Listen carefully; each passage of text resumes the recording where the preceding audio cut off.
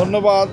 তারা যে লকডাউন ডেকেছে এটা তো সম্পূর্ণ অবৈধ একটি কর্মসূচি, একটি নিষিদ্ধ দল, এবং বাংলাদেশের জনমনে এর কোনো প্রভাব নেই।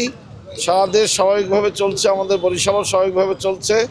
তারা এই লকডাউনের নামে মূলত সারা দেশে একটি নৈরাজ্যকর পরিস্থিতি সৃষ্টি করার চেষ্টা করেছিল। বাংলাদেশের ছাত্র জনতা 24-এর আন্দোলনের মতোই আজকে মাঠে আছে, আমরাও মাঠে আছি। তাদেরকে এই নৈরাজ্য করার কোনো সুযোগ দেওয়া হবে না ইনশাআল্লাহ। আমরা সজাগ সতর্ক আছি, জনগণও সতর্ক আছে।